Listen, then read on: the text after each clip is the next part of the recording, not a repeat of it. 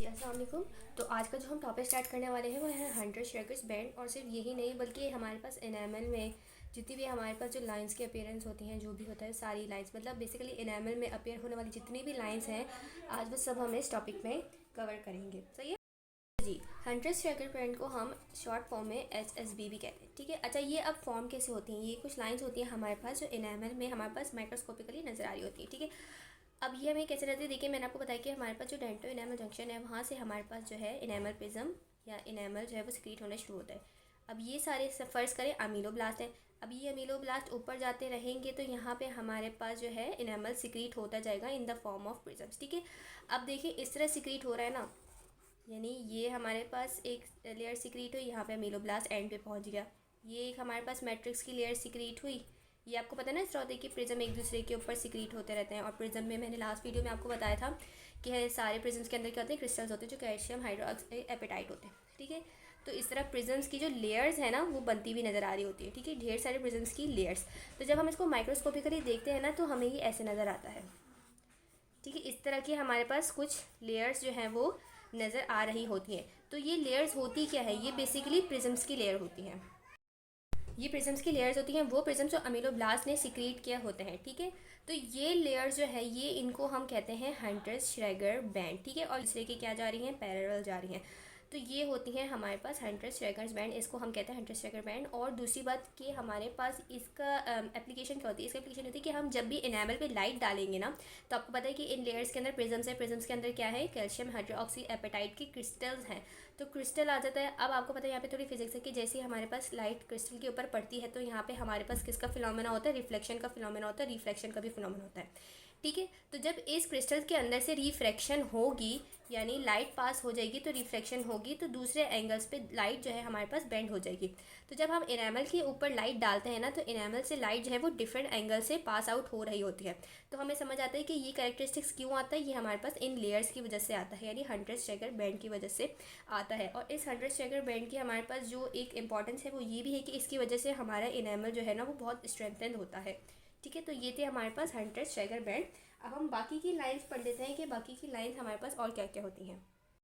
अच्छा जी, अब आ जाते हैं हम इंक्रीमेंटल लाइंस के ऊपर। देखिए पहले बात तो ये समझ लिया कि इंक्रीमेंटल लाइंस होती क्या। देखिए ये इंक्रीमेंटल लाइंस हम उन लाइंस को कहते हैं जो हमारे पास ड्यूरिंग डेवलपमेंट बनती हैं, यानी जब इनेमल सिक्रीट हो रहा होगा, इनेमल की जो है वो डेवलपमेंट चल रही होगी, उस वक्त अगर कोई लाइंस अपीयर हों तो उनको हम क्या कहते हैं, इंक्रीमेंटल लाइंस। और इन इंक्रीमेंटल लाइंस की इंपॉर्टेंस क्या है कि इन इंक्रीमेंटल लाइंस की वजह से हम ये पता लगा सकते हैं कि इनेमल हमारे पास किस तरह सिक्रीट हो रहा है।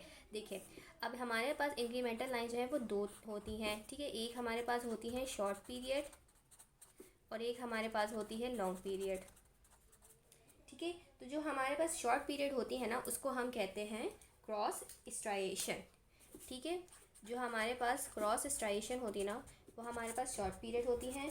और जो हमारे पास इनेमल स्ट्राया होती है ये हमारे पास होती है लॉन्ग पीरियड, जिसको हम स्ट्राया फ्रेक्सियस भी कहते हैं। तो क्रॉस स्ट्राइएशन और इनेमल स्ट्राया ये हमारे पास होती है दो इंक्रीमेंटल लाइंस जो इनेमल में नज़र आती है ड्यूरिंग डेवलपमेंट।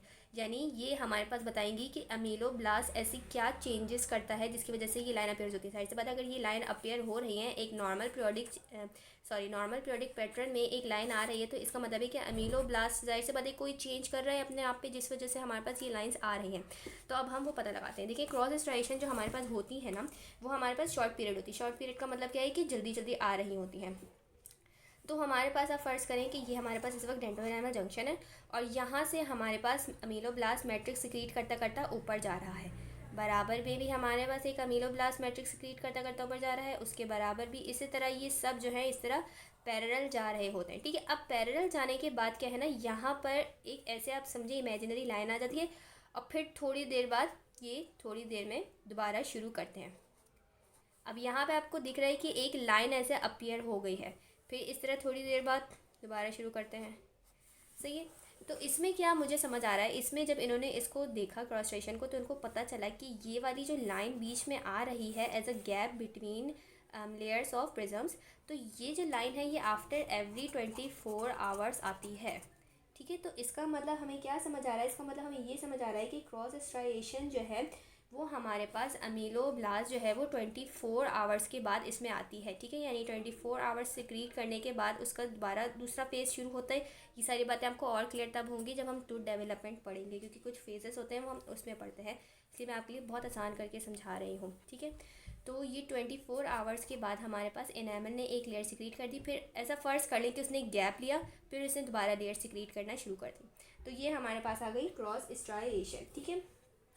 इसमें और भी डिटेल्स हैं, वो सब मैंने नोट्स में लिखी हुई हैं, वो आपको डिस्क्रिप्शन में उसकी लिंक मिल जाएगी, ठीक है। उसके बाद हम आ जाते हैं इनेमल स्ट्राइड, ठीक है। इनेमल स्ट्राइड भी एक ऐसी ही लाइन होती है, लेकिन अब जैसे ये 24 आवर्स के बाद आती है ना, वो 24 आवर्स के बाद नहीं आती। वो चूँकि हमारे पास एक लॉन्ग पीरियड है, लॉन्ग पीरियड यानी या तो सिर्फ एक पूरे डेवलपमेंट में एक ही लाइन अपीयर होगी, या कभी कभार अपीयर नहीं भी होती। तो ये भी हमारे पास इसी तरह डेवलपमेंटल चेंजेस बताती है इनेमल सिक्रीशन के दौरान, कि इनेमल सिक्रीट होते वक्त कौन कौन सी चेंजेस अपीयर होती हैं इसकी डेवलपमेंट पे। तो ये हमारे पास सब बताती हैं इंक्रीमेंटल लाइन, और यहाँ पे हमारे पास दो आ जाती है, इनेमल स्ट्राइड, क्रॉस स्ट्राइड। ये याद रखिएगा कि ये दोनों जो है हमारे पास बर्थ के बाद अपीयर, मतलब हम इसको देख नहीं सकते इन लाइंस को। जैसे हमने हंटर स्ट्राइकर बेड मैंने आपको बताया कि उसको माइक्रोस्कोप पे देख सकते हैं, इन दोनों लाइंस को हम नहीं देख सकते, ठीक है। अगर हमारे पास कोई स्ट्राया नज़र आए बर्थ के दौरान, यानी अगर आप फ़र्ज़ करें कि ये हमारे पास एक न्यूनेटल टीथ है, यानी कोई डिसिडियस टूथ है, उस डिसिडियस टूथ में अगर मुझे कोई लाइन इस तरह नज़र भी आए, ठीक है, तो इसको मैं इनेमल स्ट्राया नहीं कहूँगी, इसको मैं कहूँगी न्यूनेटल लाइन, ठीक है। वो भी हमारे पास थोड़ी देर बाद जो है वो मतलब थोड़े अरसे बाद ये भी डिसअपेयर हो जाती है। लेकिन अगर डिसिडियस टूथ में कोई हमें स्ट्राई नज़र आए तो हम उसको न्यूनेटल लाइन कहते हैं। वो भी हमारे पास डेवलपमेंटल चेंजेस और मेटाबॉलिक चेंजेस हमें बताती है। तो इन सब लाइंस का इतना ही काम है, इसमें इतनी डेप्थ में आपको जाने की ज़रूरत नहीं है। अगर आपको ये सारी बातें भी पता हो ना तो आपके लिए काफ़ी है, सही है। अब हम अपने अगले टॉपिक पे आ जाते हैं, जो है जिनार्ड इनेमल। देखिए जिनार्ड इनेमल एक बहुत छोटी सी बात है, बहुत सारे बच्चे इसमें कंफ्यूज हो रहे होते हैं कि आखिर ये चीज़ है क्या। तो मैं आपको बता दूं कि जिनार्ड इनेमल हमारे पास है क्या। देखिए जिनार्ड इनेमल हमारे पास जो है, इसकी जो लोकेशन है इस इनेमल की, वो लोकेशन हमारे पास होती है कस्प के नीचे। यानी अगर फ़र्ज़ करें ये है मेरे पास कस्प है, तो इसके अंदर या इसके बिलो जो इनेमल प्रेजेंट होगा ना, उसको मैं कह रही हूँ जिनार्ड इनेमल। और यहाँ पे मैंने आपको क्या बताया कि हमारे पास इस तरह लेयर्स के फॉर्म में ना जा रहा होता है ना इनेमल। अब बिल्कुल जब इस तरह लेयर्स के फॉर्म में अमीलोब्लास्ट प्रिज्म सिक्रीट करता करता ऊपर जा रहा होता है, तो यहाँ पे आके तब उसको एंड अप होना होता है। तो यहाँ पे ढेर सारे इनेमल सिक्रीट, मतलब ढेर सारे प्रिज्म सिक्रीट होते हैं। तो यहाँ पे प्रिज्म जो है ना वो, एक मिनट में दूसरे मार्कर से बना दूँ। तो यहाँ पे प्रिज्म जो है ना वो हमारे पास किस में अपीयर होना शुरू हो जाएंगे, वो हमारे पास अपीयर होना सर्कुलर पैटर्न में शुरू हो जाएंगे इस तरह, यानी एक दूसरे के अराउंड गुच्छा बना लेंगे। तो यहाँ पे जो हमारे पास इनेमल फॉर्म में हो जाता है उसको हम कहते हैं जिनार्ड इनेमल, और ये भी हमारे पास जो है बहुत स्ट्रेंथ देता है हमारे कस्प को, ठीक है। तो बस इतना सा है हमारे पास जिनार्ड इनेमल। होप आपको ये सारी बातें समझ आ रही हों कि ये लेयर्स अगर सीधी सीधी जा रही हैं तो इसके अंदर ढेर सारे प्रिज्म एक के ऊपर एक बनते हैं, और ये सारे हमारे पास अमीलोब्लास्ट सिक्रीट करता है, ठीक है। बाकी की हम इसकी सारी बातें नेक्स्ट वीडियो में करेंगे।